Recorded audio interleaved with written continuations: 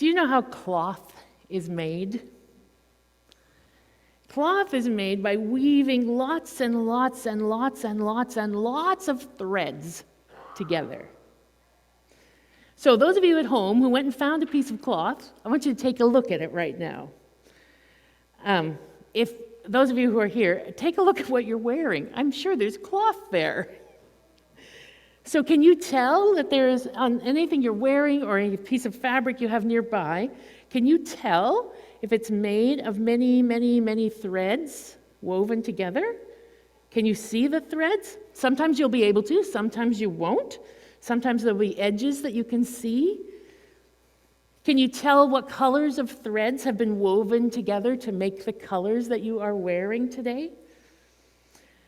Do you find any threads hanging from your clothes? I'm not suggesting you pull them. What happens if you pull them, when you pull a thread that's from your clothes? I often regret pulling a thread from my clothes. I'm not so worried about pulling threads from this cloth, because it's already kind of torn. But sometimes when you pull a thread from something you're wearing, there's another thread, and then there's another thread, and then there's another thread, and then you have a hole. That's less good. Sometimes you can tell you have like edges where the threads come apart, eh? Well, for the weeks of Lent, leading up to today, we've been talking about how it takes all kinds, that God creates us in lots of different ways. We have different patterns, we have different shapes, we have different sizes, we have different personalities. And our lives all have different patterns too, don't they? Have you ever heard anyone talk about the fabric of life? Lots of people have compared our lives to pieces of cloth.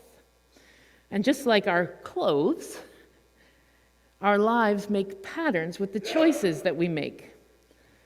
So as you can look at this thing that's on the communion table, you can see different things that have come together to make a pattern. And every time we choose love over hate, every time we weave in beauty. When we choose hope over despair, we weave in brightness. When we choose to open ourselves to others rather than shut others out, we add variety and difference into the pattern. Sometimes our patterns are affected by things we don't choose at all.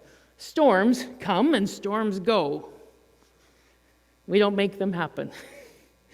Sometimes the fabric of our lives is knotted. You see this knot here, and bumpy. But the patterns in our fabric are also affected by how we respond to some of those bad things, right? To the storms, like pulling at threads. Sometimes we make holes. Other times we mend the holes. I wonder if you have ever felt worn out, like an old pair of pants with a hole in the knee, or a shirt that's lost all its buttons. I wonder what colors are in the fabric of your life today. What threads are you weaving in and out today? Like beautiful quilts, you'll see a bunch of them up front today and up along the balcony for those of you in the building, that are stitched together from many different pieces of fabric. Our lives are made up of all these different experiences, even the ones that skin our knees and tear open our hearts. Now, at Easter time, we tell the story about how Jesus died. And some people said that when he died, he tore the fabric of everyone's lives so much that the giant curtain in the temple was torn right in two. Jesus' friends certainly felt like their hearts had been ripped in half. But on Easter Sunday, this Sunday morning, we tell a different story. We remember that Jesus' death was not the end of his life. In fact, what was way more important than the fact that he died was the fact that he was alive, that he had lived and he brought life. His friends kept remembering him. They kept seeing him in strange places, kept realizing that death can't kill God's love after all. Christ is risen, they started to say. Christ is risen indeed. And no, it wasn't the same as before. Things had changed, and they were going to change a whole lot more. But somehow, thanks to Jesus, they started to learn that what had been broken could be made whole again. Just like worn or torn pieces of cloth can be stitched together, can be mended into something new. Today we are celebrating the ways that we find wholeness in the places that were torn and that were broken. So at home, if you're looking for a fun Easter activity, maybe find some old clothes and see if you can make something new out of them. One of the quilts that you can't see online that's up there is made from a bunch of fabric of my old clothes. And other quilts that are around this room are made from the fabric of other people's clothes. What could you make into something new?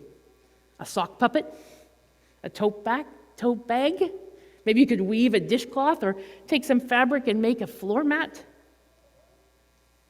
For this Easter, some Trinity singers learned a song about how we all add threads to the fabric of life, and some of the ways that even in the face of death, we can find new life. So we're going to play it for you now. Feel free to sing along as it becomes familiar to you. It's called This Thread I Weave.